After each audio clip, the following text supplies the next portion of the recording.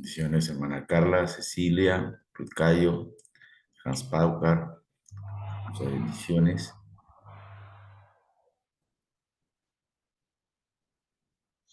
También a Henry Ortiz, a Pedro Chuy y a Ruth Cayo. Bien, Profesor, buen día.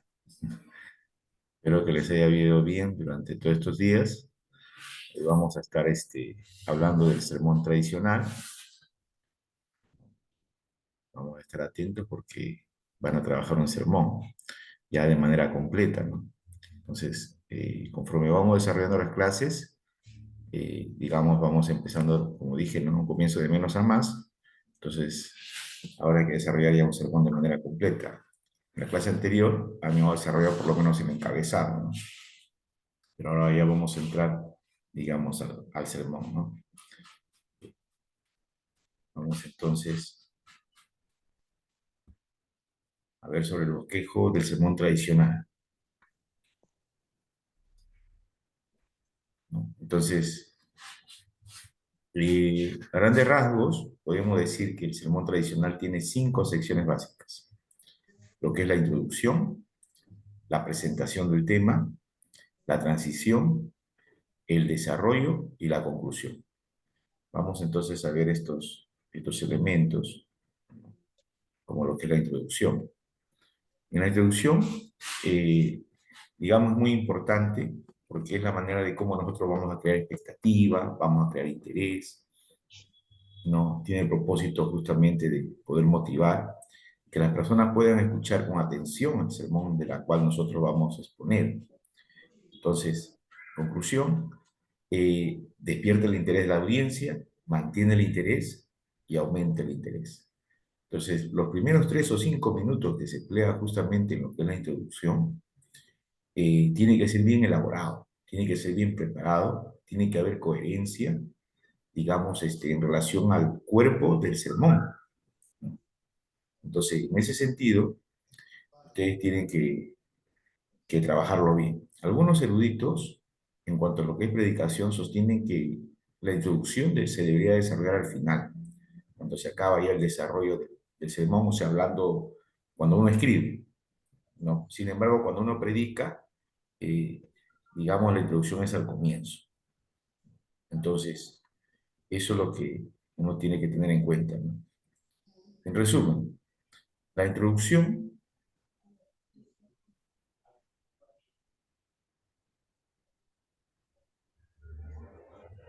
crea un ambiente propicio, ¿no? En lo que es la comunicación del Evangelio, y puede ocurrir en un momento en que se cumplan los propósitos de poder crear expectativas y de asegurar la atención de la audiencia. Entonces, la introducción tiene las características de ser breve, ¿no? O sea, no puede alargarse una introducción de 10, 15 minutos porque ocuparía toda la prédica. Tiene que ser claro, tiene que ser preciso, tiene que estar bien elaborado, ¿no? Por eso es importante de que usted tenga conocimiento en cuanto a lo que es historias, anécdotas, utilizar ilustraciones, no saber de noticias, identificar la necesidad, digamos, en este caso de la audiencia, para que la introducción sea clara, ¿no? Entonces, al preparar la introducción debemos tratar de evitar las siguientes trampas: caer en la rutina, ¿no? Comenzar con generalidades y frases de uso común, ¿no? La adulación. Entonces, de eso uno tiene que tener bastante cuidado, ¿no? De poder a veces adular a cierto personaje, cierta autoridad, ¿no? A veces le damos mucho énfasis en ello, ¿no? Tiene que ser sencillo. Al preparar entonces la introducción, en relación también debemos evitar las excusas, el lenguaje técnico complejo, ¿no? Entonces, la audiencia que usted tenga, es importante utilizar un lenguaje que ellos puedan entender, de acuerdo a veces al contexto, digamos, a la cultura donde usted se encuentra. También es importante utilizar palabras sencillas, ¿no? Entonces, cada predicador o cada predicadora debe sentirse libre, ¿no? De añadir de repente otras alternativas a esta lista para no caer, como se dice, en la trampa, ¿no? De una mala, tal vez, de una mala praxis en cuanto a lo que es la introducción.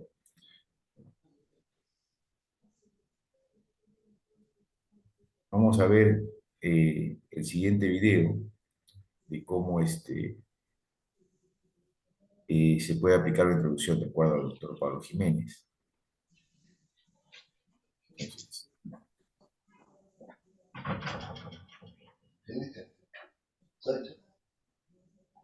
¿a dónde vas a entrar ahora? ¿A dónde vas a entrar?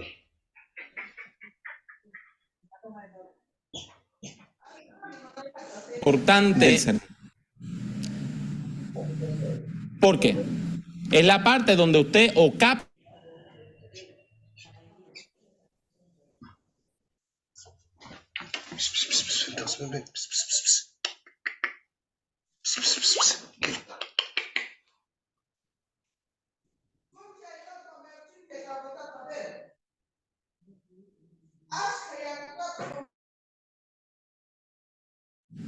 La introducción es la parte más importante del sermón. ¿Por qué? Es la parte donde usted o capta o pierde la atención de la audiencia. De hecho, más que captarla es mantenerla. En el momento que la gente dice, ahora está con nosotros el hermano Raúl y él va a tener la palabra, ya todo el mundo lo está mirando a usted. Toda la atención está puesta en usted. Por lo tanto, usted lo que tiene que hacer es mantener la atención de la gente. Y en ese primer minuto, usted tiene que comenzar a presentar el tema de una manera bien clara y bien llamativa. Por lo tanto, podemos decir que la introducción tiene 3 funciones principales: despertar interés, mantener interés y aumentar el interés de la audiencia. Usted lo despierta, lo mantiene y lo aumenta. Una introducción buena es breve. No quiero ponerle expresión, pero usted tiene más o menos unos 90 segundos, 1 minuto y medio, para que la gente decida si lo va a seguir oyendo o no. Y usted me va a decir, 1 minuto y medio, 1 minuto y medio. Usted tiene que ser bien claro en su introducción. Desde comienzo tiene que hablar con claridad. Si usted empieza a usar lenguaje técnico y palabras bien rebuscadas, va a perder la gente. Tiene que tener unidad con el tema. Lo que usted está hablando tiene que estar unido con el tema. Si no hay unidad, lo que va a ocurrir es que usted va a presentar el sermón diciendo que va a hablar de algo y después va a hablar de otra cosa. Y la gente se va a sentir engañada. Si usted quiere que la gente se sienta mal, usted les dice, vamos a hablar de tal cosa, y después empieza a hablar de otra cosa. La gente se siente traicionada. Y la introducción usted la tiene que elaborar bien. Aunque usted bosqueje el cuerpo del sermón, la introducción usted la tiene que escribir completita. Tiene que saber exactamente cómo va a comenzar y exactamente cómo va a terminar. La introducción y la conclusión, aunque el resto del sermón sea bosquejo, tiene que estar escrita completa. Porque son las 2 partes más importantes, donde usted despega y aterriza. La inmensa mayoría de los accidentes de aviación ocurren en el despegue o en el aterrizaje.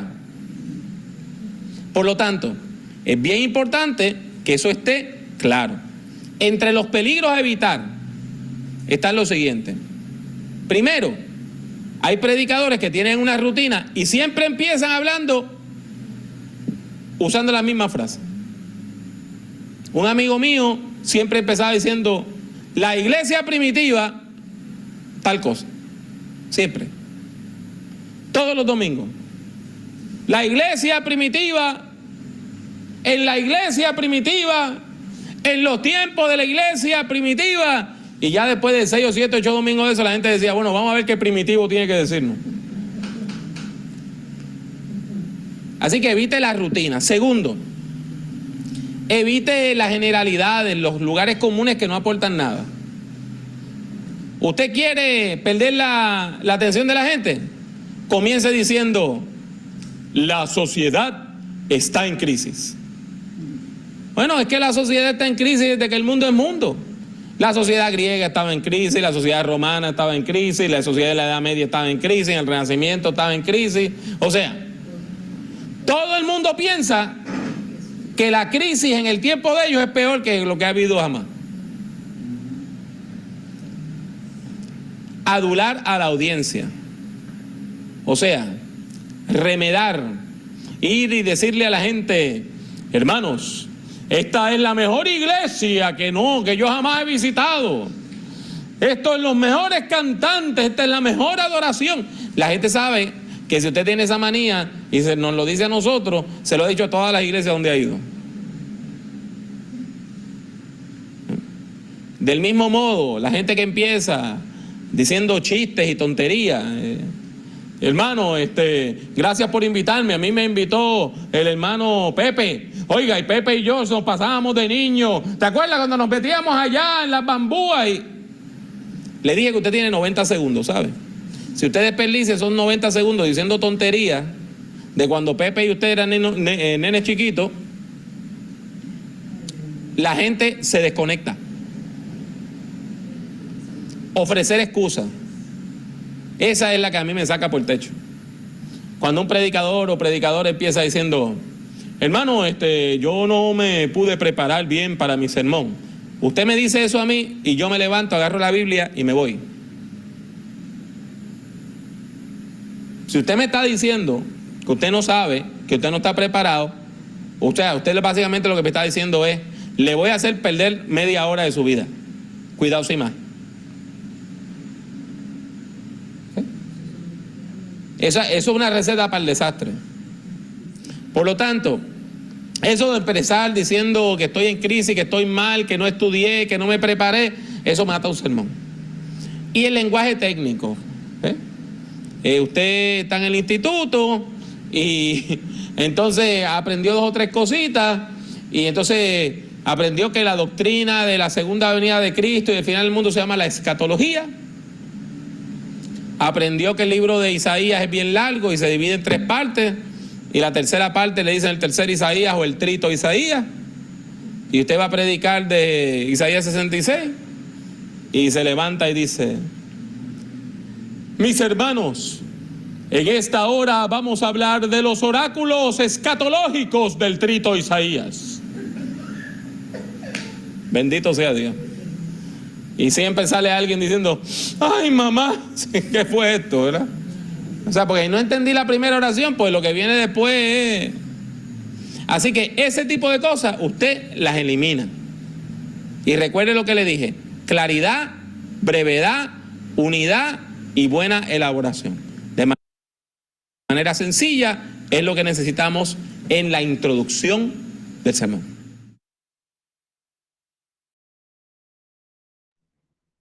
Bien. Hasta ahí está claro en relación a la introducción. ¿Se puede captar? Sí, muy interesante. Está claro, ¿no? A ver el resto, ¿cómo Sí, estamos? profesor. Ya captaron ya, porque ustedes van a hacer la introducción. Bien. Ok, entonces vamos a avanzar.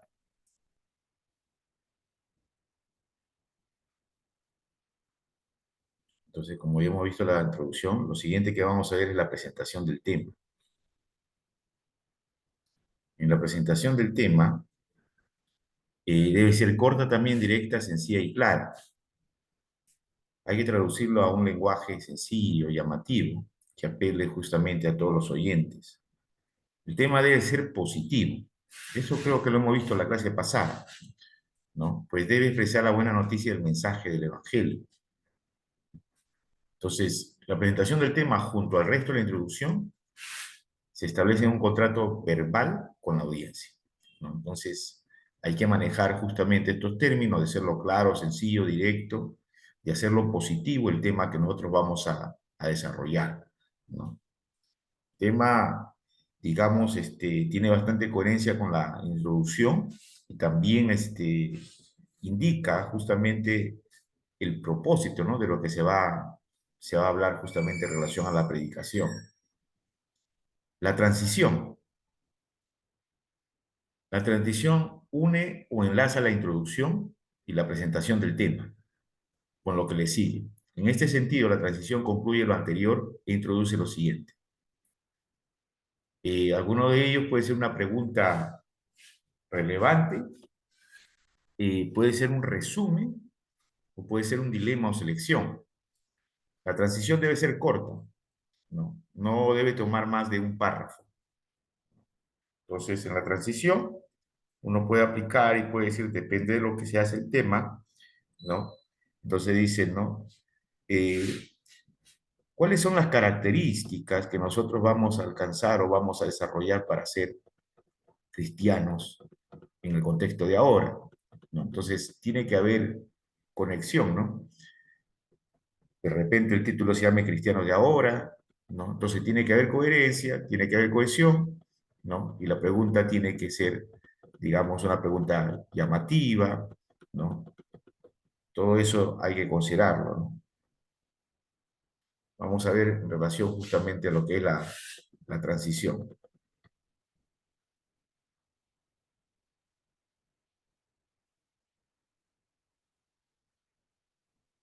Vamos a compartir.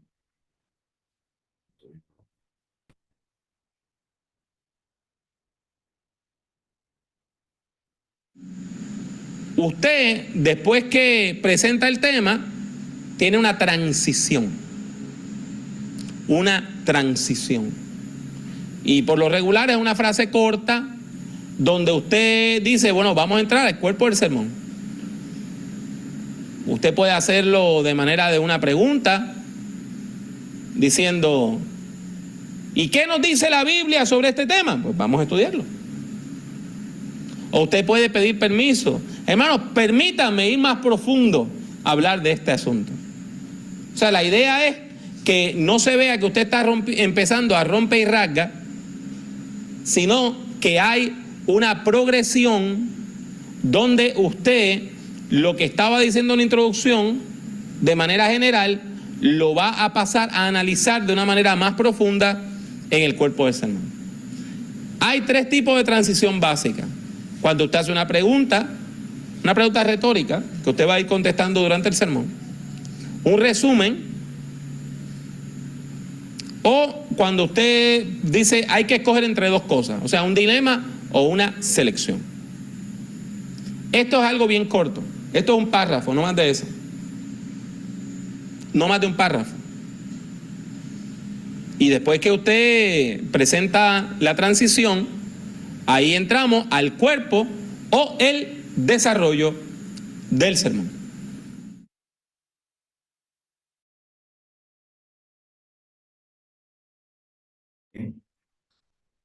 Está claro también la transición, ¿no? No tiene que ser muy larga. Considero que hacer una, 2 o 3 líneas, no muy amplia. De todas maneras, vamos a ver un ejemplo después, ¿no? Pero quiero que se vaya captando. ¿Está claro? A ver, me dan un like ahí.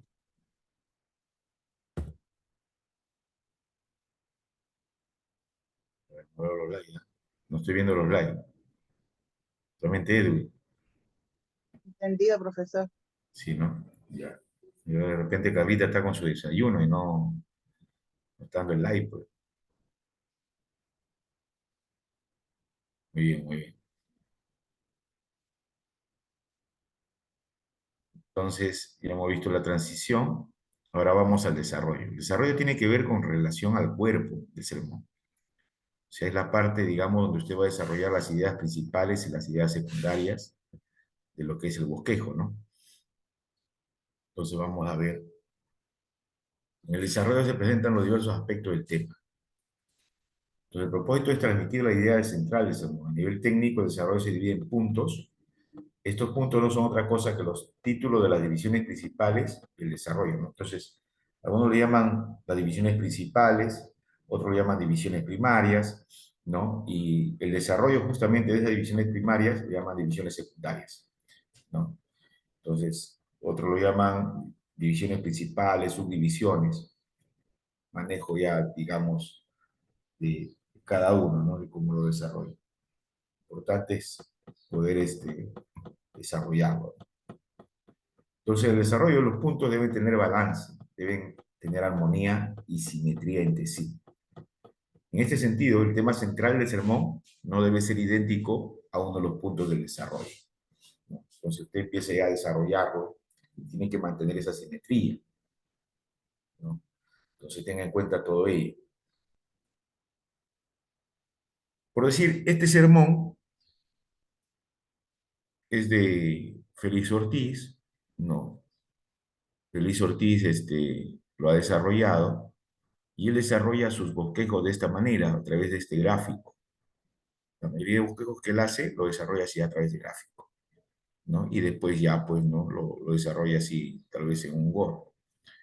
Entonces, su título se llama Siembra y Cosecha. Él lo ha desarrollado de esta manera, con un objetivo, ¿no? Entonces ahí en el objetivo dice, si quieres un fruto diferente en tu vida, planta una semilla diferente. ¿No? Esto ya casi como un pensamiento de Albert Einstein, ¿no? Si quieres algo distinto, haz algo diferente. El pasaje clave que él toma, o su texto, es Gálatas capítulo 6, del verso 7 al verso 10. Contiene dentro de su sermón leyes universales, como Dios ha creado un universo con leyes a las que no podemos sustraernos, aunque queramos o lo intentemos. Hay leyes físicas, como la gravedad o la termodinámica. También hay leyes espirituales, como la de la siembra y la cosecha, ¿no? Entonces, estas leyes universales, él lo está indicando ya como una introducción de su mensaje, para que pueda entrar justamente a este mensaje en relación a las leyes espirituales de la siembra y la cosecha, ¿no?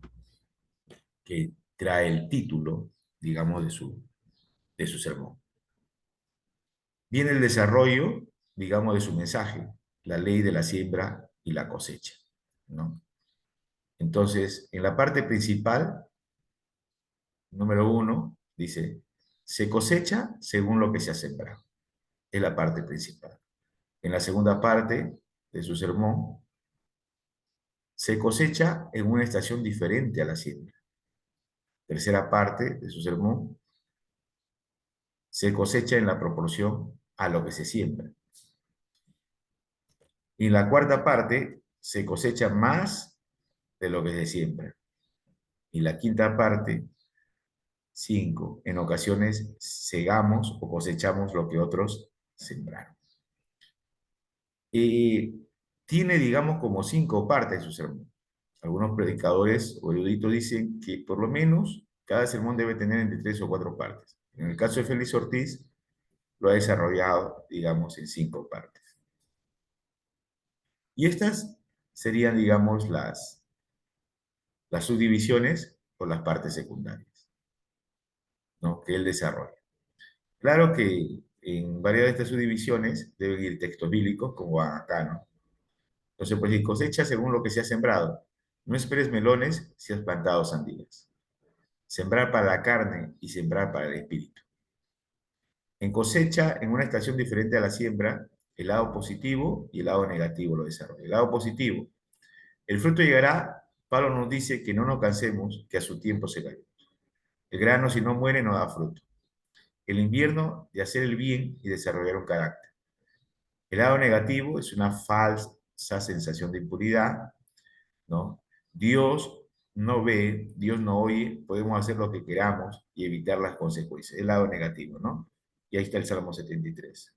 Y así sucesivamente, digamos, él desarrolla, digamos, su sermón, ¿no? Y por último, lo que es la aplicación. Cómo se va a poner en práctica, digamos, lo que se está desarrollando. ¿Qué frutos estás recogiendo en tu vida? ¿Cuáles son esos frutos en la parte emocional, espiritual, relacional y económica? Esto te dará pistas sobre qué tipo de semilla estás plantando. Si quieres frutos diferentes, tienes que plantar semillas diferentes, ¿no? Pablo nos da una pauta sencilla para comenzar. Puedes comenzar hoy en todas las dimensiones de tu vida y hacer el bien a todos. Ese es el sermón, digamos, que Félix Ortiz él lo desarrolla, ¿no?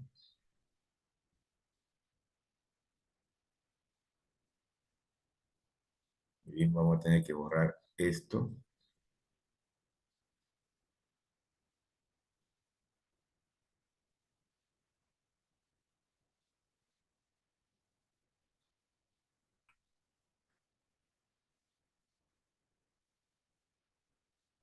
Entonces, sin profecía, el pueblo se desenfrena.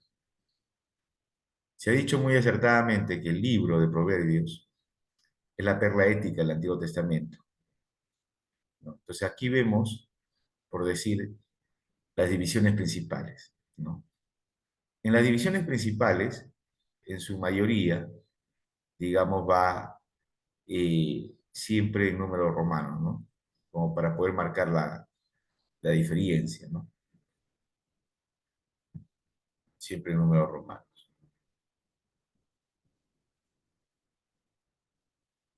Siempre en números romanos.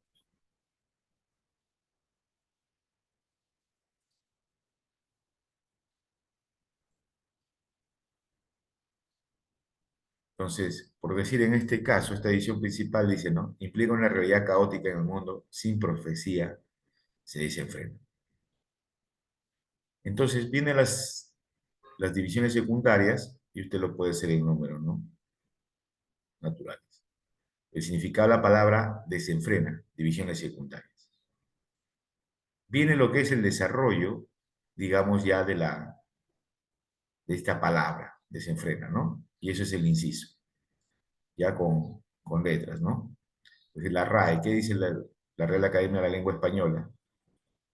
Que una persona que se desenfrena, que se comporta sin moderación y con violencia, ¿no? Su significado. Y viene el otro inciso, sigue desarrollando. Sigue desarrollando.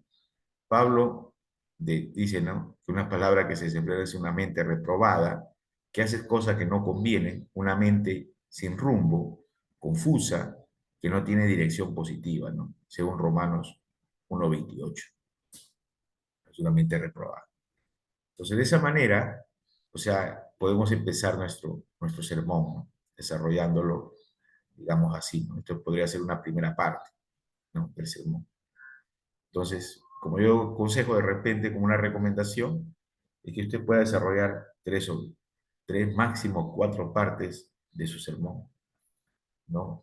Para mí el factor tiempo, ¿no? Que depende del tiempo que le dé justamente en la iglesia en relación a lo que usted va a predicar, ¿no? Y de acuerdo a eso, usted tiene que desarrollar, digamos, su sermón. Por eso es importante siempre saber cuánto tiempo le van a dar.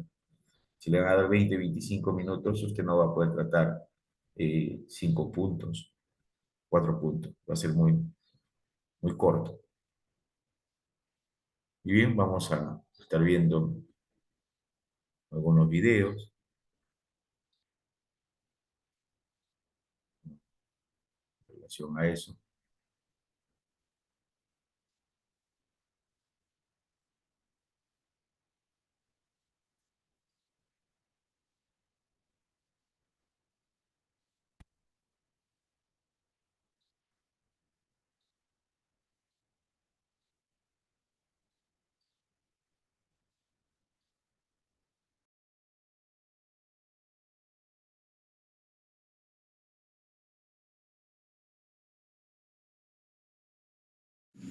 La parte central de un sermón es su cuerpo o desarrollo. Ya usted presentó el sermón, no lo puede concluir porque no ha presentado las ideas principales. Así que es en el centro del sermón donde usted va a presentar los diversos aspectos del tema. Esto tiene el propósito de presentar las ideas centrales, elaborándolas y explicándolas. Muchos de ustedes han escuchado a las personas que predican hablar de los puntos del sermón. Mire, los puntos del sermón no son otra cosa que las divisiones principales del cuerpo o del desarrollo del sermón. Y en esas divisiones principales, usted va ampliando, explicando y demostrando el tema. Ahora bien, el gran error que cometen la mayor parte de las personas que predican es que cada punto es un sermoncito. Y cada uno no tiene nada que ver con el otro.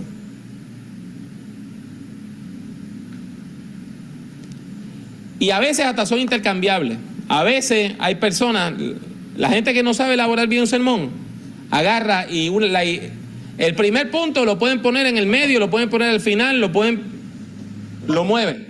Ese es un sermón mal hecho. Porque no tiene unidad. Si no, son 3 sermoncitos. Y es bien triste cuando usted está en la congregación y la persona le dice, le anuncia el primer punto y le habla 20 minutos de eso. Después le anuncia el segundo punto y habla 15 minutos más. Y después de 35 minutos dice, y mi tercer punto. Y ahí usted dice, ay mamá, esto va para largo. Y ahí mucha gente agarra sus cosas y se va. Mire, los puntos no son sermoncitos, no son sermonetes, sino que los puntos son diversos aspectos de un mismo tema. Los puntos tienen que tener balance, armonía y simetría. ¿Qué yo quiero decir con eso? Pues mire, usted no puede pasar 20 minutos en el primer punto y 5 minutos en el tercero. Eso está completamente desbalanceado. Usted no puede presentar 10 ideas en el primero, 3 en el segundo y 8 en el tercero. Eso no tiene balance. Por lo tanto, lo que recomendamos es que su sermón no tenga menos de 2 puntos, pero que no tenga más de 5.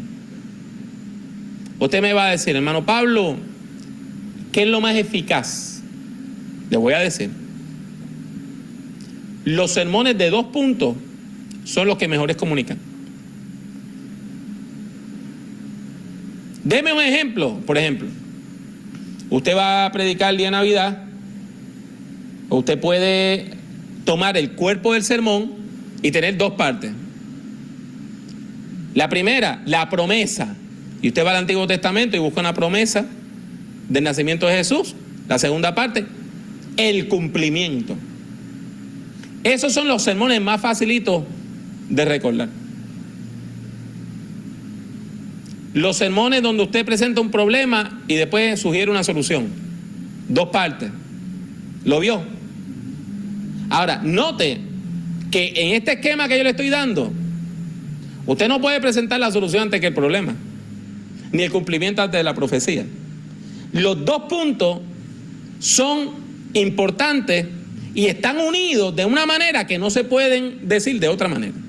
Cada punto no es un sermoncito, sino que cada punto es un aspecto del tema. ¿Cómo usted divide el cuerpo del sermón? Eso es importante. Pues le estoy dando aquí 3 criterios. En primer lugar, usted sigue las divisiones del texto. Si está predicando un sermón expositivo. Por ejemplo, usted está predicando de Juan 3:16. Porque de tal manera amó Dios al mundo que ha dado a su único hijo, o su hijo unigénito, dependiendo de la versión que usted esté usando, para que todo aquel que en él crea no se pierda, mas tenga vida eterna. Pues usted puede comenzar hablando de tal manera nos amó. Y ese es su primer punto. Que ha dado a su hijo. Su segundo punto. Tercer punto, para que todo aquel que en él crea. Tercer punto. ¿Lo vio? O sea, estoy tomando los puntos del mismo texto. Y una vez más les digo que cuando está bien hecho el sermón, esos puntos no son intercambiables. Usted tiene que seguir el orden del texto. ¿Lo vio? Clarito. O sea, la misma Biblia le dice a usted cómo predicarla. No hay que romperse la cabeza. El mismo texto le dice a usted, predícame así, predícame de esta manera. Ahora bien, usted está predicando un sermón sobre un texto narrativo. Usted está predicando sobre cuando David se enfrentó a Goliat. Pues usted busca los episodios de la historia. Primero, Goliat enfrenta a los ejércitos de Israel. Segundo, David llega a traerle comida a sus hermanos. Tercero, David ve al gigante faltándole respeto al pueblo, burlándose del Dios de Israel, y dice: pues si nadie quiere ir, voy yo. Cuarto, agarran a David y le tratan de poner la armadura de Saúl y él no puede ni caminar. Y quinto, abandonando esas otras cosas, David, con los recursos que tiene, se enfrenta al gigante. Y ahí ya tiene, el sermón lo vio. El sermón le está diciendo: estas son mis partes principales. Tú me predicas así. Usted va a hablar de una historia de milagro. Primero, ¿cuál es la necesidad? ¿Se acercó a Jesús quién? ¿Un leproso? ¿Una persona con la mano seca? ¿Una persona que tenía flujo de sangre? ¿Quién fue? Segundo, el encuentro con Jesús. Y tercero, la sanidad. Ahí ya tiene los 3 puntitos. Y están en forma lógica. Usted no puede hablar de la sanidad antes de decir cuál es el problema. Bien, esa es una primera parte de lo que es este video en relación justamente al desarrollo del sermón o el cuerpo del sermón. Ahora vamos a ver una segunda parte. Cuando uno predica acerca de las epístolas, pues ahí uno tiene que seguir el argumento.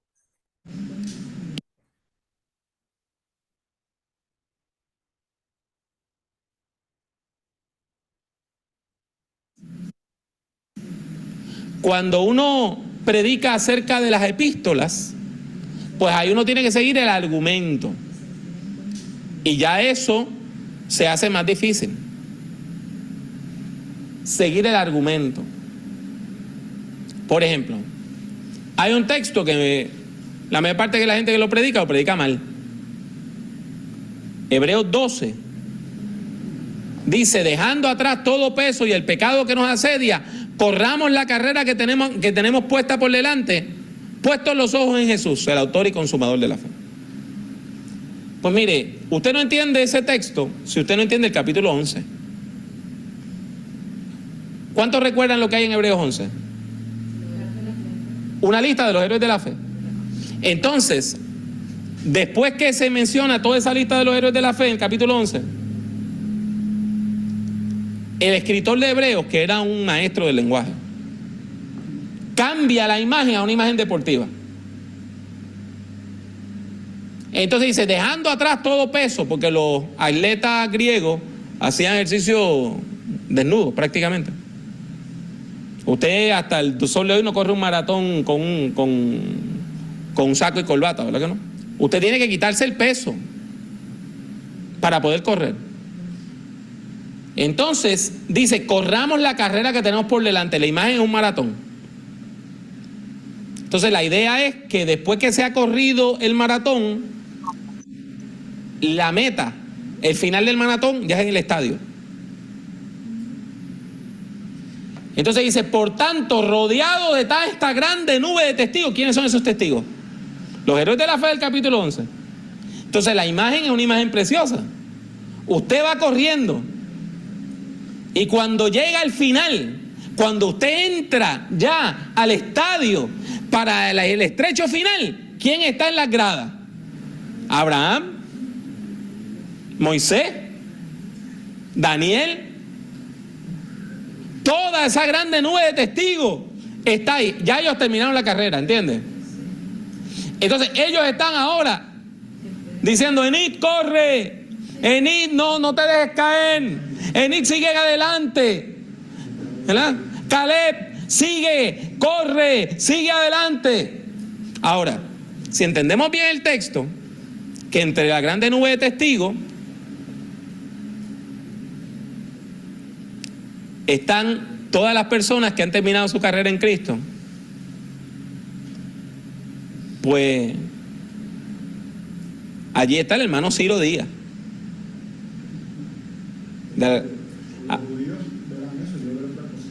Allí está hermano Berto. Allí está hermano Mario. ¿Quién más está allí? ¿Ah? ¿Quién más? ¿Sí? Sí. Allí está Florentino Santana. Allí está Joaquín Valga. Allí está Celso Agosto. Allí está Domingo Rodríguez. Allí está Don Mele. Corre, termina la carrera.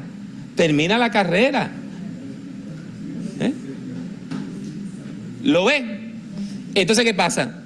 Si usted no entiende el argumento, pues entonces la gente sale diciendo, no, que la nube de testigos son cualquier otra cosa. Pero predicar las epístolas, ahí es que viene el truco de que para predicar las epístolas usted tiene que entender lo que dice el capítulo anterior. Si no, ahí usted mete la patita. Los puntos, lo mejor es dividirlos en párrafos. Y a cada párrafo le vamos a poner un inciso, de nombre inciso. Entonces yo lo que le voy a sugerir es lo siguiente. Cada punto no debe tener menos de 2 ni más de 5 párrafos. Párrafos, no oraciones, párrafos. Y a esos párrafos le llamamos inciso. Hermano Pablo, no entiendo. Ok, bien. Vamos a suponer que su primer punto es porque de tal manera nos amó. Y usted va a hablar del amor de Dios. Pues lo que le estoy diciendo, en esa parte usted no va a escribir más de 5 párrafos. ¿Y qué usted puede hacer en esos 5 párrafos? Ahí lo tiene en pantalla. Narrar, interpretar, ilustrar, aplicar, argumentar, exhortar, definir, hacer preguntas y dar respuestas, describir, ofrecer ejemplos o comparar una cosa con otra. Vio que le estoy dando idea, de manera que cuando usted se tranque, usted vaya a sus notas, vaya al libro y entonces encuentre cositas para continuar avanzando su argumento. Usted me va a decir, hermano Pablo, pero si yo escribo un sermón de 3 puntos y lo que tengo son 5 párrafos por punto, introducción y conclusión, el sermón va a ser cortito. Yo le voy a decir amén. Sí, va a ser cortito. Usted va a predicar eso entre 20 minutos y media hora. Y eso es suficiente. Nadie le va a sostener la atención a usted más de 18 minutos. Aún los mejores oyentes que usted tenga en la iglesia van a escuchar parte de lo que usted está predicando y en algún momento van a perder el hilo. La mayor parte de la gente no va a perder el hilo una vez, sino 3 o 4 o 5 veces durante el sermón. Porque el radio de atención de la gente tiende a ser como de 4 minutos a 5 minutos.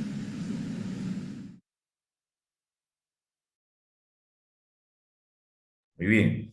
¿Comentarios?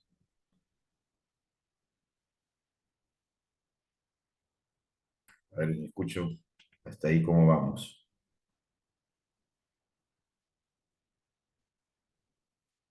Nos da unas pautas claras, profesor, de cómo debemos hacer el sermón, presentarlo. Siempre hay un efecto y una consecuencia, ¿no? Y tiene que ser sistemático. Una causa y una consecuencia.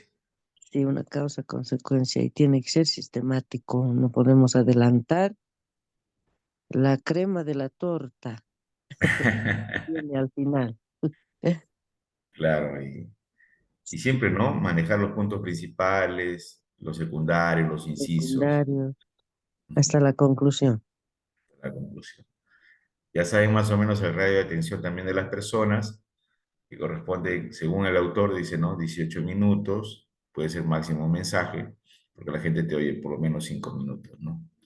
Pero lo importante es de cómo tú, o sea, lo presentes el sermón. O sea, La cómo... introducción es importante, ¿no? Es el anzuelo para captar el la anzuelo, atención.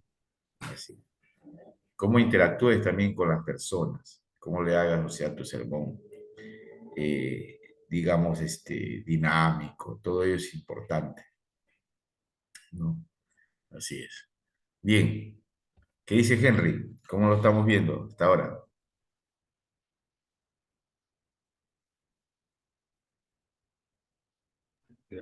Buenos días Un a día. todos los compañeros. Ah, en cuanto al tiempo, si bien es cierto el tiempo de atención es de 18 minutos, me parece que está un poco desfasado de la realidad, porque 18 minutos son para los de la edad primaria, que es el tiempo de atención. Por eso las horas lectivas son de 40 minutos, ¿no? Y tiene que interactuar en todo eso. Bueno, yo difiero en ese sentido. ¿Por qué? Pues los sermones son de 45 minutos a 1 hora.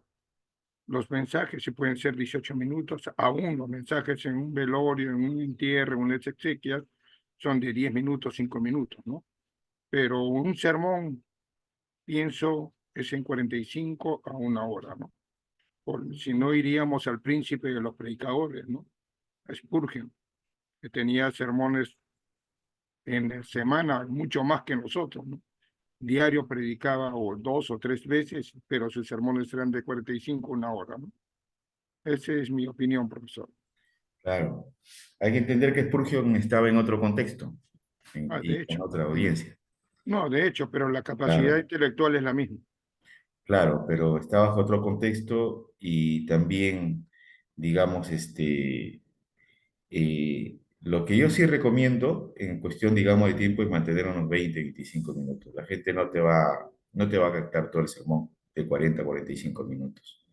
La preparación sí es muy importante. En relación a enseñanza, se considera una hora académica, tal vez cronológica, académica, 40, 45 minutos, ¿no? Pero en cuestión de sermón, yo considero entre 20 y 25 minutos. Mis sermones mayormente abarcan de 25 a 30 minutos, pero yo ya no me puedo extender, como se dice, 1 hora ya.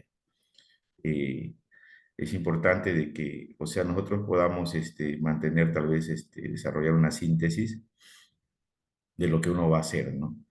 Entonces ya hay también otros espacios donde se puede conversar, dialogar, ¿no? Y extendernos. Hermana Galicia, le escucho. Sí, tengo, no sé, es un punto de vista muy personal. Si vas a la iglesia a escuchar palabras, no es que vamos a extendernos a 100 horas, pero creo que la lógica de, de una prédica es que tú prestes atención desde el principio hasta el final, para que puedas entender lo que hay en el medio, el contenido de esa prédica. Porque, ok, está bien, generalmente las personas se paran y se van. Creo que las personas que se paran y se van no tanto es porque eh, tengan que ir a comer, es porque creo que les aburre el tema que están tocando. Vamos a poner el caso, porque también depende de cómo tú lo vayas, de cómo tú vayas a predicar. No vamos a agarrar la palabra del Señor como burla, porque esa no es la idea, porque tampoco vamos a hacer un circo de la palabra, pero también tenemos que tomar en cuenta que tenemos que acaparar la atención de este hermano. Entonces, la situación por la cual está viviendo esta persona lo sabe el Señor y él, o ella en este caso. Entonces, si yo voy a dar una prédica, porque una enseñanza para mí es de media hora, eso es una enseñanza. Sin embargo, creo que una enseñanza de media hora no es suficiente, pero una enseñanza de media hora. Ahora, estamos hablando de la palabra del Señor, estamos hablando de un mensaje que el Señor va a dar directamente a la vida y a los corazones de cada uno de los presentes que están allí, siendo integrantes, miembros de la congregación o siendo visitantes, nuevos creyentes. Entonces, tomar un tiempo tan corto, creo yo, no sé, me perdona, hermano, que yo sé que usted es pastor en eso, este, creo que no es suficiente como para poder llegar al resultado positivo que se quiere para este visitante o este nuevo creyente que está llegando a la congregación. Porque si queremos que también se siga congregando, nuestras predicaciones o nuestras enseñanzas tienen que tener un periodo de tiempo suficiente e importante para la vida de estos hermanos. No sé, lo veo así. Y en lo particular, hermano, a mí una prédica de 25 minutos o de media hora no la considero como tal, no lo considero prédica, la considero como una enseñanza, no como una predicación. Pregunto yo, ¿hay alguna diferencia en cuanto a lo que es enseñanza y predicación? ¿Hay diferencia? Bueno, creo que la prédica igualmente es una enseñanza, No. ¿no? Ah, ok. Mm. Yo pensaba que era lo mismo. Gracias. Puedes predicar mismo la misma palabra, o puedes usar la misma palabra, pero la prédica es informativa. La enseñanza es formativa. En la enseñanza, tú puedes utilizar preguntas, puedes interactuar con tu público. En la predicación, digamos, se transforma de repente en un monólogo, porque es solamente una sola persona que está dando su mensaje. Entonces, la persona oyente, como se dice, si tú vas a estar 40, 45 minutos, 50 minutos, la persona no va a captar todo el mensaje. Haz una evaluación a tu congregación, ¿no? Y pregúntales. Yo pregunto cada domingo, ¿cuál es el título del mensaje que prediqué el domingo? La gente no te responde, se olvidan. ¿Cuál fue? ¿Cuál fue? ¿Cuál fue? Y si le pregunto de repente el desarrollo del sermón, ¿qué es lo que traté? ¿No? En relación al sermón, se olvidan. ¿No? Esa es una evaluación de la congregación, ¿no? Entonces, de los 40, 45, 50 minutos que tú lo hagas, ¿tú crees que lo van a captar el 100%? No lo captan el 100%.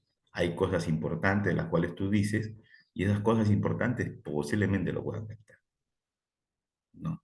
Entonces no está en lo extenso que nosotros hagamos de nuestra prédica, sino en lo que Dios va a hacer justamente en lo que tú presentes de cómo el Espíritu Santo va a obrar en ellos. O sea, es la palabra que tú vas a dar y que lo que va a impactar en ellos, ¿no? Entonces, nosotros sí estamos, digamos, muchas veces manteniendo, digamos, ese ritmo, y veces la mayoría de nosotros, sobre todo si tenemos un enfoque pentecostal, por decir, hablando de ello, siempre queremos mantenerlo extenso, y casi en todas las áreas, ¿eh? Casi en todas las áreas. O sea, para nosotros a veces un culto, iglesia, tiene que tener 2 o 3 horas, y si no, no es culto, ¿no? Entonces, igual, ¿no? Yo me encontré en un contexto donde me han invitado a predicar y uno va inspirado, uno se ha preparado, digamos, en oración, se ha consagrado como para que el Espíritu Santo pueda obrar, como se dice en la congregación.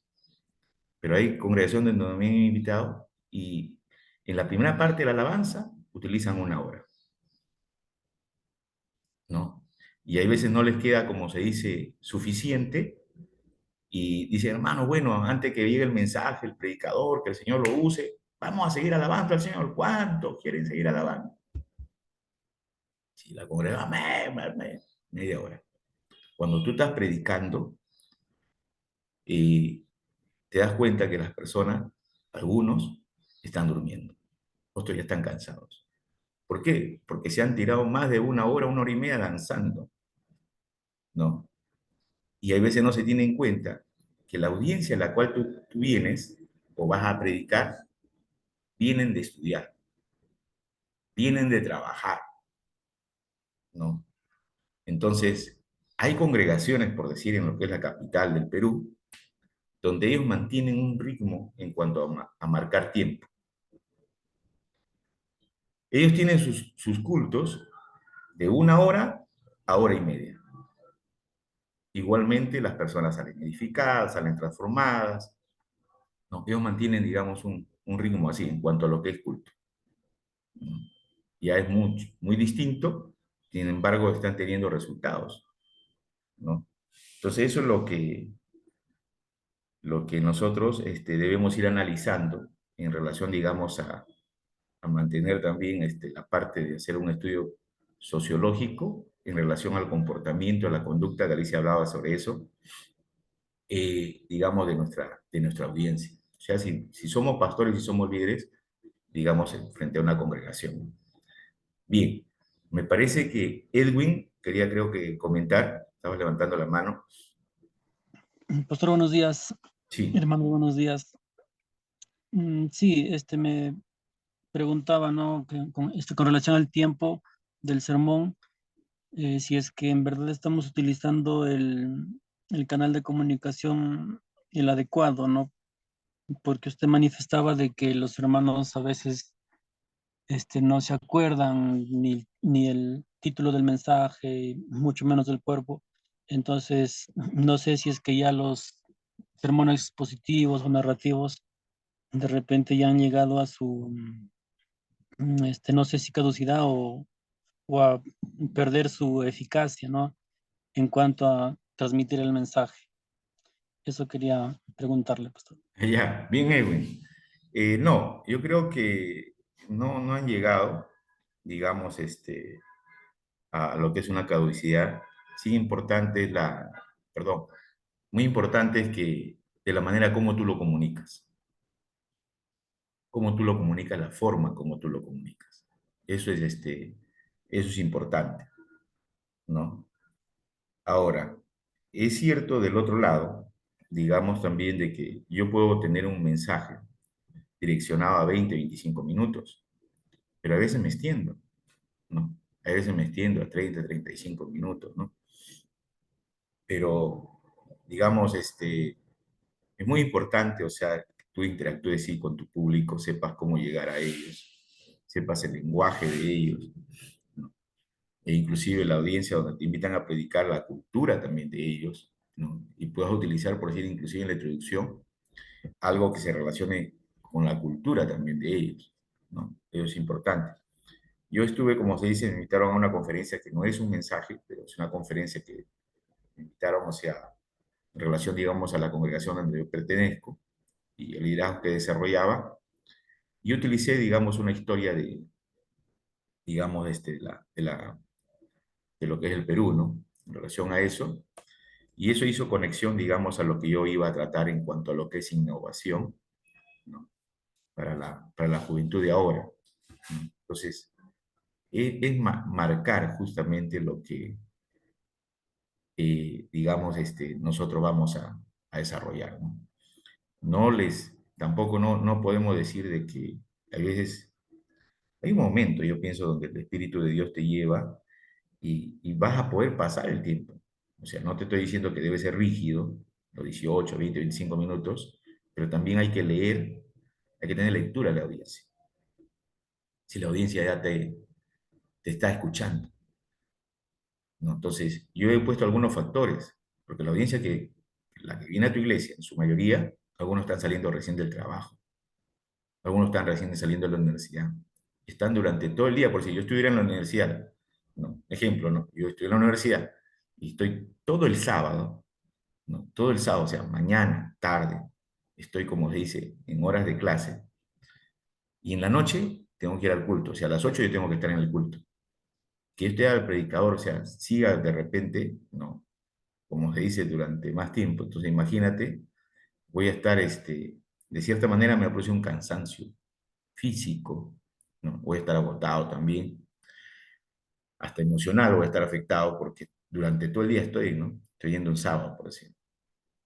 Entonces, eso pasa a veces, ¿no? De que hay que saber medir, hay que saber tener lectura, ¿no?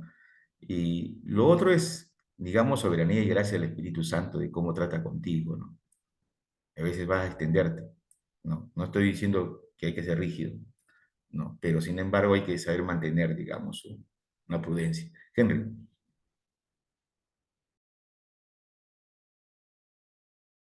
Henry, estaba levantando la mano.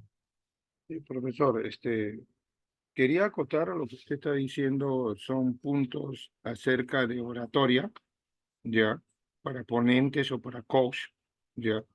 El ver, observar a la gente, en tener en cuenta el estado físico con el cual llega a un sermón, pero eso es para oratoria, o para cosa, para ponencia, correcto. Es saber dominar al público. En este caso, nosotros venimos orando sometidos a la guianza del Espíritu Santo, que también está sujeta al profeta, como dice la Escritura. Tampoco es llevarnos a que 2 horas, hora y media, como lo hizo Pablo toda una noche, ¿no? O como lo hicieron los profetas, o como lo hizo Nehemías cuando leyeron las Escrituras en ese momento cuando los encontraron. Cada cosa tiene su tiempo, pero cuando hablamos de la Escritura, estamos hablando de algo no humano, algo que proviene de lo divino. Y si proviene de lo divino, yo no lo puedo explicar, digamos, poniéndole un tiempo. ¿Ok? O sea, esa es mi posición, ¿no? No soy pentecostal ni carismático, soy bautista, ¿ya? Para que entienda mi posición, y usted debe saber los sermones que nosotros normalmente hacemos, ¿no? Ahora, eso no es tampoco, digamos, algo establecido, una regla, es sugerente. Es sugerente, puede ser más, puede ser menos. Depende cómo el Señor ha preparado el mensaje y te ha hecho su instrumento, ¿no? Y a la hora de exponer es un arte. En ese arte de la homilética es la exposición después de todo el proceso hermenéutico exegético, y es el arte de que esa palabra llegue viva y eficaz para el cansado, para el que esté desatento, que lo va a traer, ¿no? Y recordemos que muchas personas, puede ser hora y media o 2 horas de culto, pero es lo único que tiene durante la semana. Y si nosotros nos adaptamos a ellos, no estoy diciendo que no tengamos en consideración las necesidades, si nos adaptamos a sus problemáticas, ellos van a estar más tiempo en el mundo que estando en la presencia de Dios. Aún los nuevos creyentes y los que están llegando, ¿no? O sea, ese es el sentido, profesor, ¿no? Gracias. Claro, importante, importante. Bien, Profesor, sí, yo he captado, perdóneme, yo he captado, esto he captado, la diferencia entre un sermón y un estudio bíblico. Eso es lo que he captado. Lo que usted ha dicho, mi mente está queriendo aprender qué es el sermón específicamente, claro, ¿no? Y estoy muy de acuerdo con usted, pero también con con los demás hermanos que me han ajá, antecedido, cuando se trata de un estudio bíblico. así es. Yo sé que el Señor obra. Cuando yo voy a la iglesia, yo separo mi ofrenda, ¿ya? Veo el reloj, a qué hora tengo que salir, calculo para llegar antes o a tiempo. Entonces ya toda la semana estoy pensando el domingo que hay, en la noche de estudio bíblico, tengo que estar a las 6 en punto. Y si el pastor se extiende en el estudio bíblico, porque nos hace gustar de la palabra, mi pastor, nos hace gustar del estudio bíblico, entonces a veces se extiende. Él dice, no vamos a estar 1 hora cuando mucho. Pero ahí sí intervenimos nosotros. Preguntamos, no queremos quedarnos con la duda. El uno pregunta, el otro pregunta. Entonces tenemos un cuaderno de apuntes ahí. A mí realmente me hace gustar de la palabra, del estudio. Entonces estamos a veces 6, 7, llega 8 y él dice, ya, paramos aquí. No, pastor, terminaremos lo que usted ha preparado para hoy día.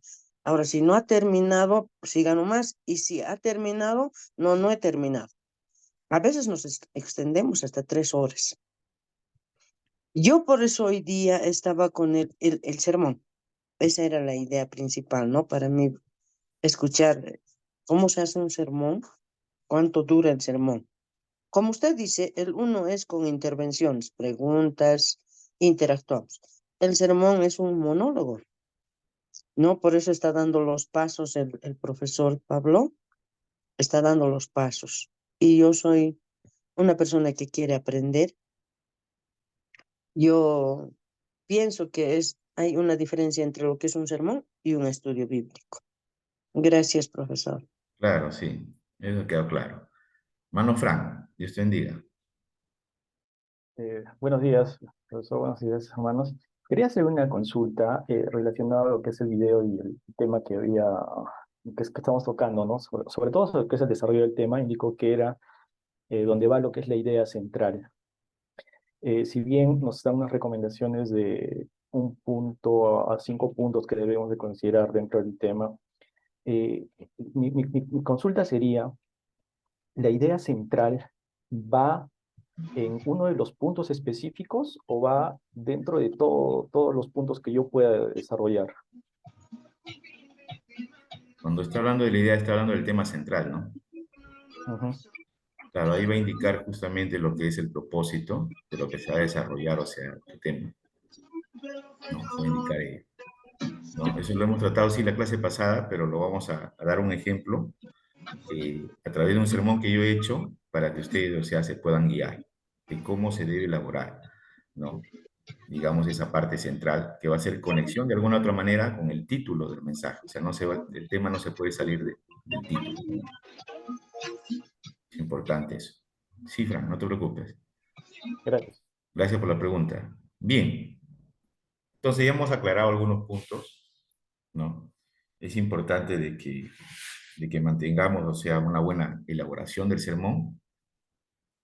Para mí es ser bien enfático, ser preciso y lograr tu objetivo que tú estás desarrollando en tu sermón.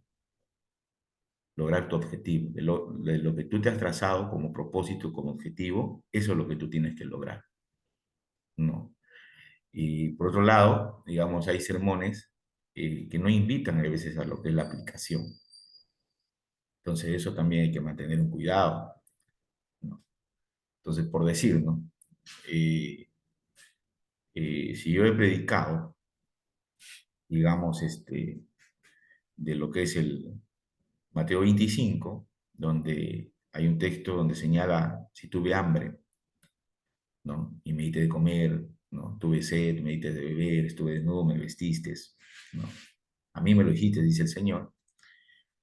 Muchos enfatiza, digamos, ahí la parte de poder ayudar al necesitado, ¿no? Entonces, si yo lo voy a dar, lo voy a enfocar de ese lado, entonces mi implicación tiene que llevar a la audiencia a que haga un compromiso durante la semana para que ellos apliquen lo que ellos han escuchado. O sea, estamos hablando ya de la parte de la conclusión.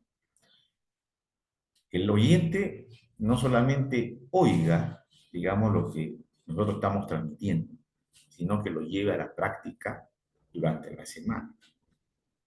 Si voy a hablar del perdón, ¿no? Y en mi congregación todavía hay ciertas rencillas que no se han solucionado, tenemos que buscar la reconciliación en nuestra congregación. Si de repente hay falta de perdón, digamos, entre padres o hijos, ¿no? Esposos, hay que llegar a ese término de cómo llevarlo a la práctica, o cómo invitarlos a ellos a que lleguen a la práctica. O sea, darle, digamos, algunas soluciones o alternativas para que ellos lo lleven a la práctica. Y eso tiene que ver con lo que es la conclusión, ¿no?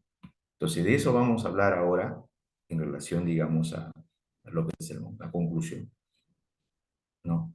En la conclusión del sermón, un sermón no necesita conclusiones en el sentido estricto de la palabra. El objetivo de la conclusión es reiterar el tema y enfatizar el propósito del sermón. En esa área, o sea, cuando hablamos de reiterar o enfatizar, se puede justamente concluir enfatizando el primer punto, el segundo, el tercero o cuarto punto de tu sermón. Es así también como tú puedes terminar, por así decirlo, lo que es la conclusión, ¿no? Entonces, como lo que yo señalaba, la conclusión debe indicar, digamos, las implicaciones prácticas, concretas del tema para la vida de los oyentes. O sea, cómo ellos pueden, digamos, desarrollar, ¿no? De manera práctica lo que ellos, digamos, han escuchado. Entonces, hay que tener en cuenta que esas implicaciones deben estar en un tono positivo, ¿no? este es el momento de reiterar la buena noticia del Evangelio para el pueblo de Dios hoy, ¿no? Entonces, eso es importante, en la cual usted va a terminar, digamos, su conclusión, ¿no? Muy bien, la conclusión se puede terminar con lo que es una aplicación, como decíamos, implicaciones prácticas, cómo ellos van a llevar a practicar. Les he dado el ejemplo del perdón, les he dado el ejemplo de Mateo 25, ¿no? Puede ser una exhortación, palabras de aliento, consejos, ánimo, ¿no? Que se le pueda dar, digamos, a la congregación, y lo que es afirmación, ¿no? Cómo afirmar, digamos, la fe, digamos, en este caso de la audiencia, ¿no? Cómo afirmarse en esas promesas que Dios ha dado. Entonces, es así como uno puede terminar justamente su sermón. Entonces, el sermón puede indicar un resumen del tema o idea central del argumento de los puntos del sermón.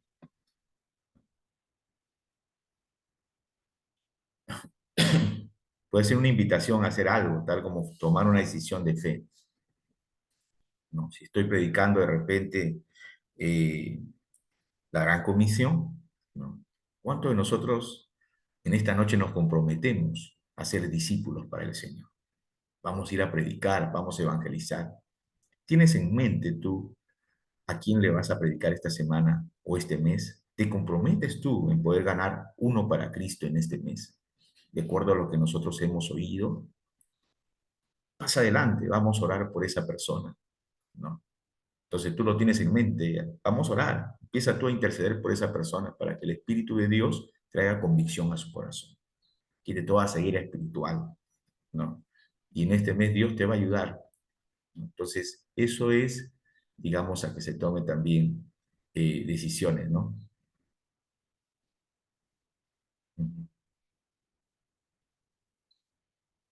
Bien, bien, Henry, no te preocupes.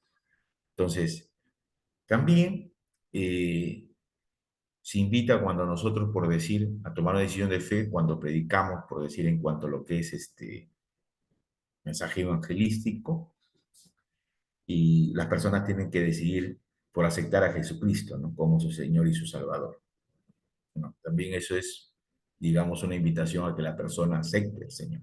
Hay que saber cómo llegar a ello, ¿no? En ello. El tercer punto, puede utilizar usted una o varias preguntas generadoras que ayuden a la audiencia a reflexionar sobre el tema, ¿no? Entonces, si estás hablando tú del llamado de Dios, ¿no?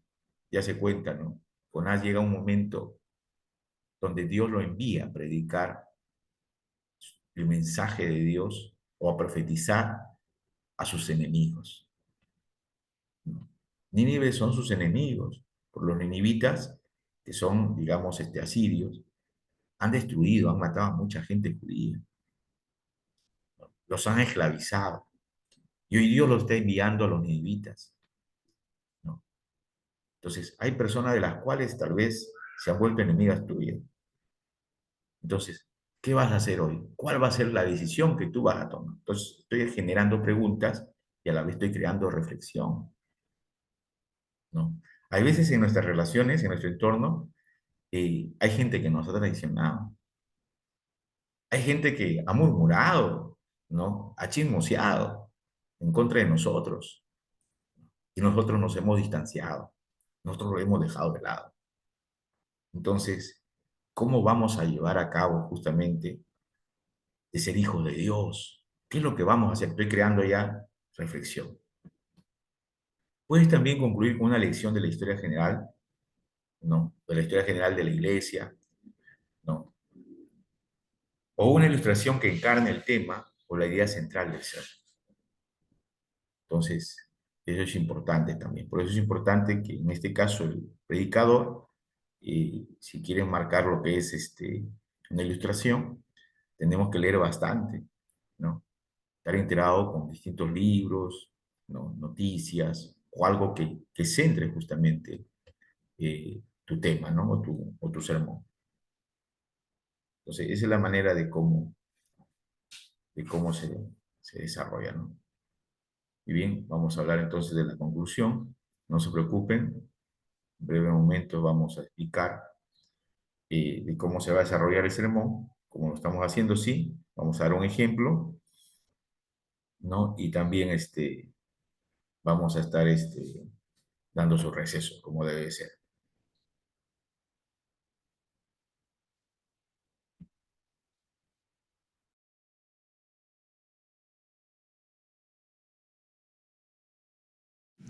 Hablemos entonces de la conclusión del sermón. Ya usted escribió la introducción, anunció el tema, usted hizo la transición, desarrolló el cuerpo del sermón con todos sus puntos e incisos, o sea, las ideas principales y las ideas menores. Y ahora usted tiene que aterrizar, tiene que terminar. Y por lo regular, eso no es fácil. ¿Qué uno hace en la conclusión? Lo más importante es que usted entienda que en la conclusión usted tiene que presentar el para qué, las implicaciones prácticas de lo que usted está diciendo. Después que usted dijo todo eso, predicador, predicadora, ¿y qué? ¿Qué importancia eso tiene para mí? Usted le tiene que llegar al momento a decirle a la gente, esto es importante para usted por esta y esta y esta razón. Eso es crucial. Cuando usted hace eso bien, el sermón termina en un crescendo. El sermón termina en un punto alto. El sermón termina con la gente gozosa, con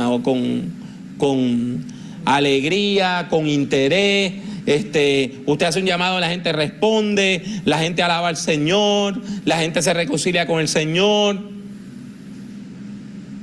Si su sermón ha sido bien aburrido, en la conclusión la gente está como, ay Señor, que se calle ya, Dios mío, que acabe. Ay Dios sagrado, lleva 45 minutos con esta macana y yo me tengo que ir. Por lo tanto, la conclusión no es momento de usted empezar a decir nada nuevo. La conclusión no es el momento de usted decir, y un punto que se me quedó, hermano. Usted quiere destruir un sermón, diga, y terminando, y después dure 10 minutos más. Y en conclusión, y finalmente, y hable 15 minutos más. Pierde la gente. O sea, que la conclusión, después que usted dice, voy a terminar, usted tiene 3, 4, 5 minutos, no más de eso para terminar. Usted va a aterrizar. Yo por lo regular no escribo más de 3 párrafos para la conclusión. La mayor parte de mis conclusiones, yo lo que escribo son 1 o 2 párrafos nada más. Lo que escribo son 1 o 2 párrafos nada más. Tiene que tener carácter positivo. Y usted recalca la buena noticia. Usted recalca la buena noticia. Usted le dice a la gente que hay buena noticia y la recalca para que la gente pueda comprender el mensaje del evangelio, de la buena noticia de Dios para nosotros hoy. En primer lugar, usted puede terminar aplicando, diciendo, y esto que hemos visto lo podemos usar así, así, así y así. Segundo lugar, usted puede terminar exhortando, diciendo, y después de haber visto todas estas ideas, hermano, vamos a hacer esto, movámonos a hacer tal cosa, levantémonos. Exhortación. Tercer lugar, afirmación. Es cuando usted está predicando un sermón educativo y usted lleva a la gente a hacer una afirmación.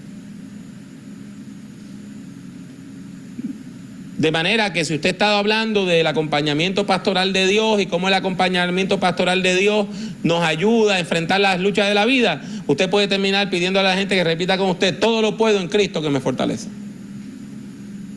Es una afirmación. Y ahí tiene 3 formas bien claras de concluir. Y una vez más, la conclusión tiene que ser bien rapidita. Ese aterrizaje tiene que ser inmediato. Así que después que usted anuncia que va a estar concluyendo, es momento de terminar. Una cosita más. Usted puede terminar un sermón haciendo un llamamiento. Pero los llamamientos tienen que ser bien específicos. Usted va a hacer un llamado, que el llamado sea claramente a una cosa, no a 10 cosas a la vez. Hay personas que miden el éxito del sermón en base al número de personas que pasan al frente. Eso es un error. Eso es un error. Entonces, usted los ve que hacen llamamientos de selección múltiple. Si usted no conoce a Jesucristo, pasa al frente. Y si usted está alejado, pasa al frente. Y si usted necesita fortaleza, pase al frente. Y si usted necesita salud, pase al frente. Y si tiene un problema con el hijo del vecino, pase al frente. Entonces, lo que hacen es que tiran una red tan amplia que alguien va a pasar al frente. Porque básicamente termina haciendo un llamamiento a todo. Pues mire, no. Cuando yo predico sermones evangelísticos, por lo regular, ya desde el principio del sermón, yo les voy diciendo a la gente, y hoy tú vas a tener que tomar una decisión por Cristo, y hoy el Señor viene a enfrentarse a ti, y hoy lo voy preparando el camino. No es una cosa de que usted esté hablando de qué le pasó a la tribu de los jebuseos en el Antiguo Testamento, y al final dice, hay alguien que quiere aceptar a Jesucristo como Señor y Salvador. Eso no tiene pies ni cabeza. El llamamiento tiene que ser congruente con lo que usted predicó. No que usted va a hablar de cualquier tema y al final hace un llamado a la fe. De otro modo, el llamamiento pues se puede ver como un apéndice. Finalmente, los llamamientos tienen que ser cortitos. Hay personas que están 20 minutos, 25 minutos, media hora haciendo un llamado. Así que eso es otra forma de matar un culto y de matar un sermón. Cuando usted sencillamente continúa hablando y hablando y hablando y hablando sin llegar a una conclusión clara y a ponerle punto final a su sermón. Bien, hemos visto la parte entonces, digamos la recomendación en cuanto a lo que es conclusión, ¿no? Hemos marcado eso. Voy a señalar también la importancia de que usted puede utilizar ilustraciones para su sermón. Como digo, puede utilizar anécdotas, pero que las anécdotas, digamos, personales que usted utilice, no pueda llenar todo el sermón. Usted puede utilizar una anécdota relacionada al tema, pero que no llene todo el sermón, ¿no? Porque si no, se va a centrar solamente ese mensaje en usted y no en la persona principal, que sería Jesucristo, ¿no? Entonces, el término ilustración, como una palabra, frase, oración, párrafo, sección que busca crear un punto específico del sermón, la ilustración busca presentar un caso con el cual la audiencia puede identificarse, ¿no? Entonces, en la actualidad hay libros en cuanto a ilustraciones, 500 ilustraciones, hay otras 300 ilustraciones de la iglesia primitiva, de los padres de la iglesia. Hoy hay cantidad de material en cuanto a lo que es ilustración, ¿no? Las características básicas para una buena ilustración, que sea corta y clara, ¿no? Bueno, ya lo indicó justamente el doctor Pablo Jiménez en cuanto a utilizar, digamos, la parte de la introducción. Esto se utiliza en la parte de la introducción, que sea realista, ¿no? Con buenos sentimientos, ¿no? Sin explicación final, ¿no? Y una particular también a lo general, ¿no? Son las características. Muy bien. Ahora es que usted va a tener que escribir un sermón completo siguiendo el modelo hasta la clase D. O sea, su título, su introducción, su tema central, su transición, el cuerpo del sermón y lo que es la aplicación o la conclusión, ¿no? Entonces vamos a ver un ejemplo, ¿no? Vamos a hacer un ejemplo. Entonces, ustedes van a tener todos los videos, ahí los enlaces, les he puesto en la diapositiva, no se preocupen, y tienen ustedes también el libro.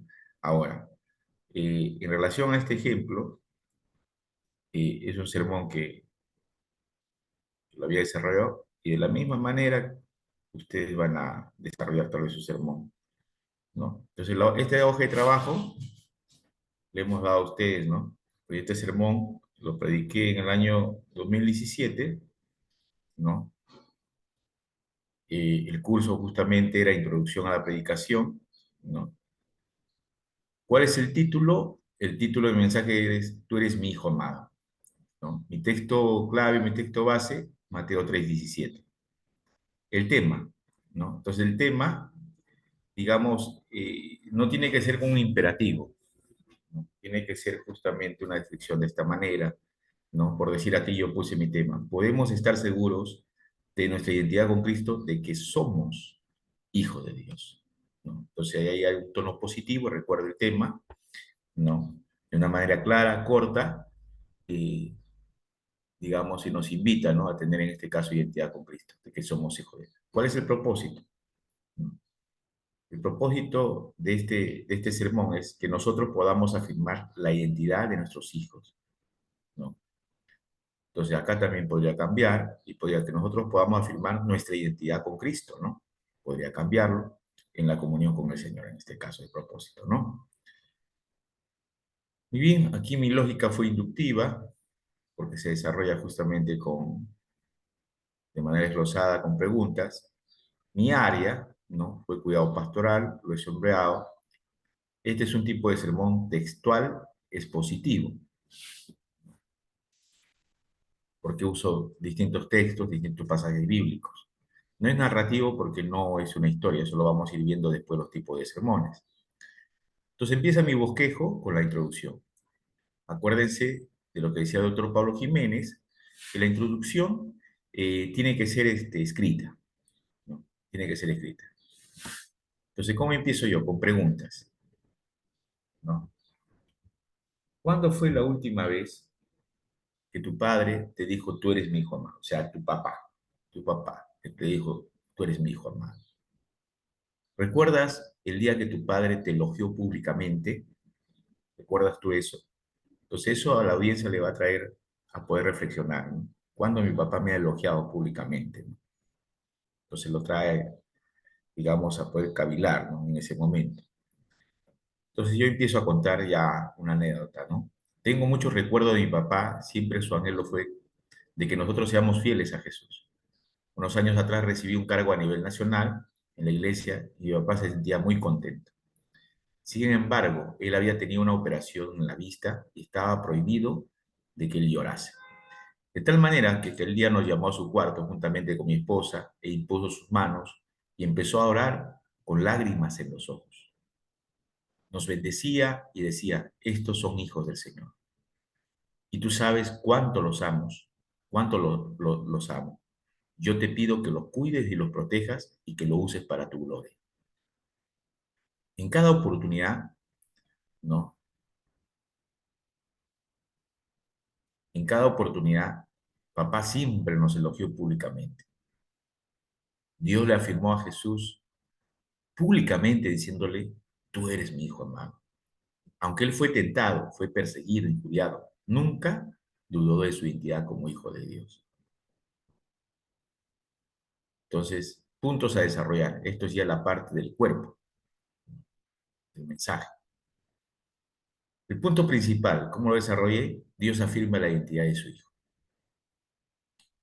¿no? El punto secundario, el padre afirma y aprueba su amor por su hijo y lo hace público. Ahí empieza lo que es ya los incisos. La presencia del Espíritu Santo afirma la identidad como hijo de Dios, como hijo. La voz del Padre afirma su identidad al decirle, tú eres mi hijo amado, en el cual tengo complacencia. Cristo fue amado por su Padre antes de la fundación del mundo, ¿no? Los profetas y el libro de Salmos declararon que el Mesías es el Hijo de Dios, ¿no? Ahí está Salmo 2.7, Isaías 42.1. Ahí viene justamente, nosotros debemos afirmar nuestra identidad y amor por nuestros hijos. Ya se habla de la identidad, ¿no? Jesús nos brinda identidad como hijo de Dios por fe. Como padre afirmamos la identidad de nuestros hijos cuando vivimos en el temor de Dios. Nosotros afirmamos la identidad de nuestros hijos cuando los elogiamos, los aceptamos, los abrazamos y cuando pasamos tiempo de calidad, ¿no? Es en relación ya a tu relación, digamos, con tus hijos. Punto 2, ¿no? La estrategia del diablo es cuestionar tu identidad como hijo de Dios. El diablo quiso poner en duda la identidad de Jesús. Lo mismo puede hacer contigo, ¿no? Si eres hijo de Dios, demuéstrame que tú puedes hacer. El diablo se enfocó en el hacer. Jesús se enfocó en el ser, ¿no? Sin embargo, en el carácter, ¿no? Sin embargo, la identidad y el poder de Jesús estaba firme, en lo que dice Salmo 2, 7, 8. Los fariseos, influenciados por el diablo, fueron incrédulos de quién era Jesús, ¿no? No aceptaban él. Nuestra mala relación que hayamos tenido con nuestro papá afecta también nuestra identidad. Cuando una persona no se siente amado por su papá, se refugia en otras personas o cosas. Cuando hay favoritismo y comparación de los padres, hacen daño a sus hijos, ¿no? Bueno, aquí lo hice en 2 puntos nada más, mi sermón, ¿no? Se puede ampliar. Conclusión. ¿Cómo terminé? ¿Quién es el que determina tu identidad? ¿El diablo? ¿Tu padre biológico? ¿Las circunstancias adversas de la vida? ¿La gente? Tú no eres huérfano. Tu Padre Celestial te ama. Tú eres un hijo amado por Él. Él te dice, con amor eterno te he amado. Tú eres valioso, escogido, comprado por su sangre. Tú eres su hijo amado, ¿no? Y ya se hace la invitación, ¿no?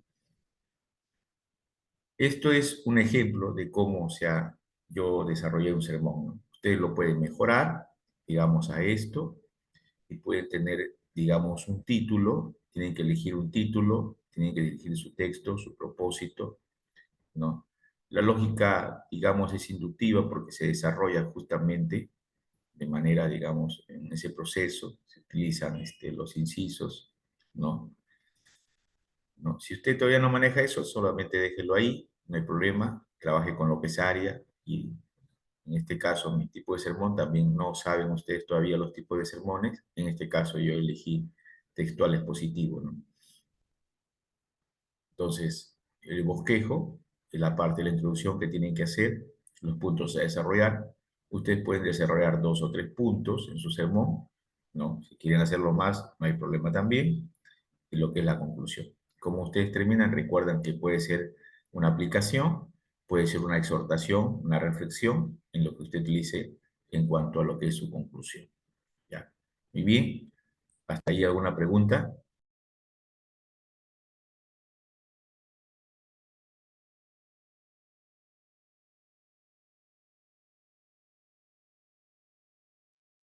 Eso que acaba de explicar es tarea para casa, profesor, o que lo vamos a hacer en grupo. Ya, no, sí, está bien. Ahorita le explico, no se preocupe. Porque ahorita vamos a entrar a la parte del receso, todo, y quisiera saber si sea entendible.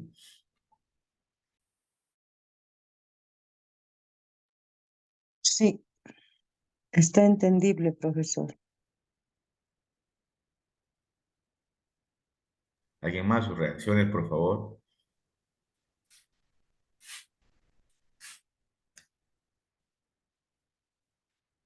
Sí, bien. Solamente Edwin, ¿no? El resto está Hans. Ya, ok. A ver, Alicia creo que está... No dice nada, Alicia. Buenos días. Profe, sí está bastante claro, solamente algunas partes, la área, el esto nomás quizás hay que añadir, pero en lo práctico, la introducción, el cuerpo del mensaje, o sea, el propósito, el cuerpo del mensaje, la conclusión creo son los más en la parte práctica, ¿no? Ujú. Y creo que la mayoría de los hermanos usan y eso nos está fortaleciendo bastante, ¿no?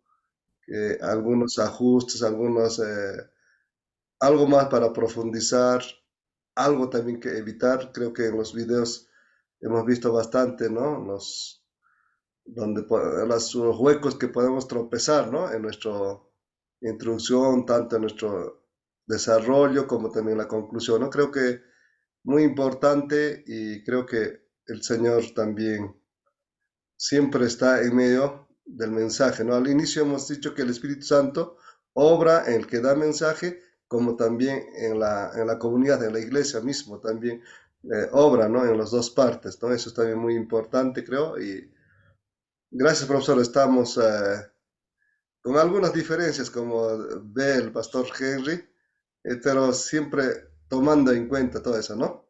Gracias, pastor. Yo también estoy muy de acuerdo por esta clase. Claro. Bueno, si nosotros tenemos dependencia con el Espíritu Santo, el Espíritu Santo nos va a llevar justamente a poder mantener a nosotros en oración, en comunión. Esa comunión que tú tengas con la palabra, con la oración, y si te invitan a predicar y tienes por bien de repente ayunar por esa audiencia, el Espíritu Santo te va a usar poderosamente. Ahora, es cierto de que hablamos nosotros del factor tiempo, pero el Espíritu Santo se puede manifestar en los primeros minutos, o de repente en un sermón extensivo o un sermón corto. Entonces, si yo dependo del Espíritu Santo, Él va a saber cómo hacer las cosas, ¿no? Y si me voy, digamos, a una parte, como decía nuestro hermano Henry, un sermón de Pablo que duró creo hasta la medianoche, y Eutico se cayó digamos, de donde estaba escuchando el mensaje. O sea, parece que fue muy cansador, muy extenso el mensaje, ¿no? Como decía nuestro hermano, recomendaba, todo tiene su tiempo. Sin embargo, vemos un mensaje preciso y corto en la casa de Cornelio de parte de Pedro, porque Pedro no termina el mensaje, no termina su mensaje. Ahí nomás se derrama el Espíritu Santo. Por eso es muy importante la consagración en este caso de la persona que va a predicar, de poder elaborar el mensaje. Sabemos también la otra parte, la soberanía, que el Espíritu de Dios, o sea, a veces nos va a llevar por otro camino, pero eso es ya parte del Espíritu, es gracia. Pero eso tampoco que no nos invite a no prepararnos, ¿no? Y no hacer nada. Entonces, tampoco ahí no trabaja el Espíritu Santo. Entonces, por si en mi caso, me han invitado a predicar en la ciudad de Barranca para la juventud y me dan la idea de mi prédica en relación, digamos, a que muchos de los jóvenes están metidos en lo que son las redes sociales, en la tecnología y se han desconectado con Dios. Entonces, cómo se llamaría su mensaje? Bueno, ellos han puesto ya en la afiche, pero ya yo tengo mi título, ¿no? Entonces, ¿cómo llevarlos a ellos nuevamente a recuperar esa comunión con Dios? Entonces, yo tengo que estar orando, tengo que mantenerme, como se dice, en ayuno y que Dios sea orando. Entonces, mi audiencia mayormente es juventud. Entonces, tengo que saber cómo piensa el joven, cómo escucha el joven, ¿no? Todo eso es importante, pero sobre todo depender del Señor. Así es. Bien, entonces ese sermón, ese bosquejo de manera completa, como hemos visto en la clase y durante estas sesiones, que les invito a ustedes de cómo hacer el propósito, o sea, eso está en el libro, está en las diapositivas, ¿no? Está en los videos, ¿no? Usted puede inclusive buscar todos los videos de Pablo Jiménez y les estoy dando los enlaces para que usted se vaya directo, ¿no? Entonces, usted va a hacer su bosquejo, ¿no? Eso va a ser para la próxima semana, porque para poder hacer un sermón se necesita no un día, a veces varias horas, ¿no? Y a veces todo un día o de repente más días, ¿no? Entonces, ese es el tiempo que le vamos a dar para que usted desarrolle, ¿no? Y bien, ¿está claro entonces lo que estamos diciendo? Y, profe, una consulta. Para hacer el sermón, ¿usted nos va a dar las citas bíblicas o cada uno va a... No, cada uno de ustedes. Cada uno de ustedes va a buscar su cita bíblica. De repente es un sermón que usted ya lo ha predicado y lo tiene que trabajar con todos esos puntos. Sí. En esta ocasión ya no lo va a dar cita, ya, sino vamos a dejar que usted mismo lo desarrolle, ¿no? Buena usando pregunta. el formato que nos va a compartir? En ese formato lo hacemos, ¿cierto? Claro, ese formato ya lo tienen ustedes en recursos, lo hemos compartido también la clase pasada, y ahora también les voy a compartir como un modelo, ¿no? Como le digo, ustedes lo pueden mejorar, digamos, lo que yo estoy presentando, ¿no? No quiere decir que es un modelo absoluto, por así decirlo. Ustedes lo pueden mejorar, ¿no? Ya no toquen ese texto porque prácticamente ya está desarrollado, entonces toquen algo fácil, de repente, como señalaba el otro Pablo Jiménez, Juan 3:16, ¿no? O sea, un texto con lo que usted esté familiarizado. Hemos aprendido que no tampoco vamos a utilizar textos, digamos, que sean misteriosos, ocultos, o que de repente sea difícil de poder predicar o interpretar. No, no se tome con textos así, ¿no? Donde con textos de repente que pueda de repente Juan 21, ¿no? Y no se alcanzó, como se dice, para poder escribir todos los libros, ¿no? Entonces hay textos que no son claros. Entonces eso es importante también que usted tenga en cuenta, ¿no? Y trate de hacerlo. Con todos sus errores, con todas sus fallas, usted hágalo. No trate de copiar de la internet, ni un mensaje como se dice en YouTube, nada, sino trate usted de hacerlo. Sí, eso es lo que vamos a evaluar. Muy bien, no sé si hay alguna pregunta más.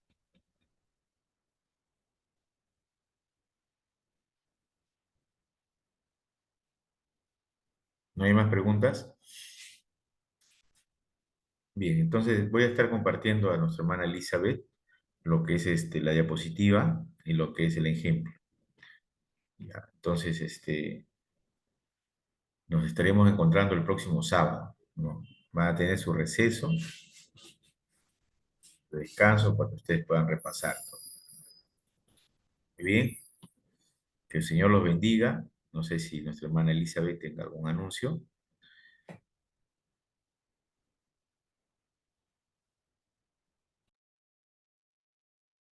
Mi hermano, bueno, ya toda comunicación será por el WhatsApp, hermanos. ¿Ya? Muchas gracias, profesor Eli. Muy bien, muchas gracias. Fuerte abrazo para todos. Muchas bendiciones. Bendiciones, hermanos. Profesor, bendiciones, hermanos, que este domingo a muchos nos toca predicar, compartir la palabra, ¿no? Que el Señor nos ayude, hermanos. Bendiciones, Gracias. pastor. Bendiciones, hermanos. Muchas bendiciones. Fuerte abrazo.